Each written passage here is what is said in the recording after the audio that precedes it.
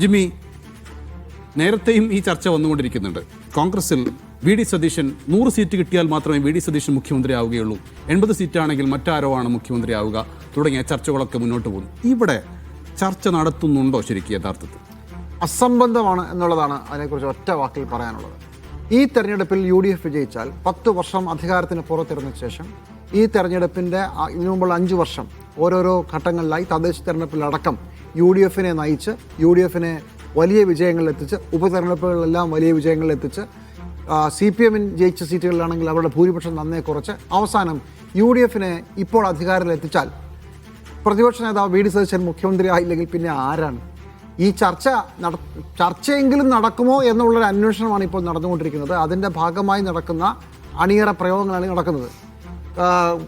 കേരളത്തിൽ കോൺഗ്രസിന് ജയിപ്പിച്ചത് രാഹുൽ ഗാന്ധിയാണ്. മഹാത്മാഗാന്ധി ആണെന്ന് പറയാത്തത് ഭാഗ്യം. അതാണ് എനിക്ക് അതിനെക്കുറിച്ച് പറയാനുള്ളത്. മഹാത്മാഗാന്ധി ആണല്ലോ കോൺഗ്രസിന് ഒരു വലിയ ഫിഗർ. രാഹുൽ ഗാന്ധിയേക്കാളും വലിയ ഫിഗറാണല്ലോ. അതൊക്കെ അബ്സർഡായിട്ടുള്ള കാര്യമാണ്.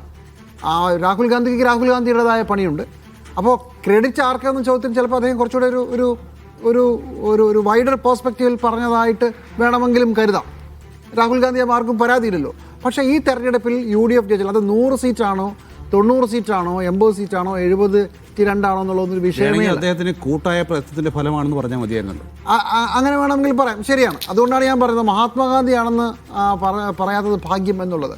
പി ഡി സതീശൻ്റെ ക്രെഡിറ്റ് അടിച്ചുകൊണ്ട് പോകാൻ ആർക്കും യാതൊരു സാധ്യതയും യാതൊരു അവസരവും ഉണ്ടാകില്ല. ഇപ്പോൾ ചർച്ച നടക്കുന്നത് 100 സീറ്റ് ആണെങ്കിൽ വി ഡി സതീശൻ മുഖ്യമന്ത്രി, 80 സീറ്റ് ആണെങ്കിൽ 80 സീറ്റ് വി ഡി സതീശൻ്റെ നേതൃത്വത്തിലുണ്ടായതല്ലേ? അതെന്താണ്? അപ്പോൾ ആ വാദങ്ങൾക്കൊന്നും പ്രസക്തിയില്ല. പക്ഷേ അങ്ങനെ ഇരിക്കെ തന്നെ നമ്മൾ ചില ശ്രമങ്ങൾ നടക്കുന്നുണ്ട്. അത് രമേശ് ചെന്നിത്തലയുടെ ഭാഗത്തു നിന്നല്ല, അത് KC വേണുഗോപാലിൻ്റെ ഭാഗത്തു നിന്നാണ്. ഈ ഇന്ത്യൻ നാഷണൽ കോൺഗ്രസ് എന്ന് പറയുന്നത് ഇന്ത്യൻ നാഷണൽ കോൺഗ്രസ് ആണെന്ന് KC വേണുഗോപാൽ മറന്നുപോയോ എന്ന് എനിക്കൊരു സംശയമുണ്ട്.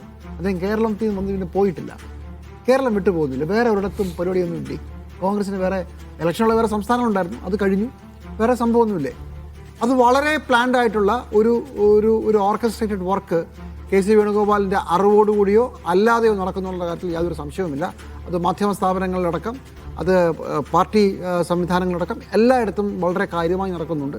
KC ആണെങ്കിൽ കേരളം വിട്ടു പോകുന്നുമില്ല, മാനസികമായിട്ടെങ്കിലും ശാരീരികമായിട്ടും ഇവിടെയൊക്കെ തന്നെ കൂടുതലായി ഉണ്ട്. ആ പശ്ചാത്തലത്തിൽ വേണം നിങ്ങൾ മുസ്ലിം ലീഗിൻ്റെ ആസ്ഥാനത്തേക്ക് അനിൽകുമാറിൻ്റെ സന്ദർശനത്തെ കാണാൻ. അനിൽകുമാർ KC വേണുഗോപാലിൻ്റെ വളരെ വേണ്ടപ്പെട്ട ആളാണെന്ന് നമുക്കറിയാം.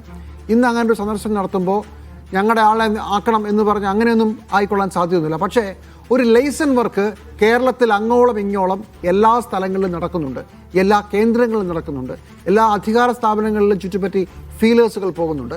അതിൽ മുസ്ലിം ലീഗ് ഒരു പ്രധാനപ്പെട്ട ഒരു സംവിധാനമായതുകൊണ്ട് മുസ്ലിം ലീഗിലേക്ക് ഫീലേഴ്സ് പോയിട്ടുണ്ട്, അനിൽകുമാർ വഴിയാണെങ്കിലും അല്ലെങ്കിലും. പക്ഷേ ഇന്നത്തെ സന്ദർശനം എന്തിനായിരിക്കും? ഒറ്റയ്ക്കാണ് പോയത്. അതെന്താണ്?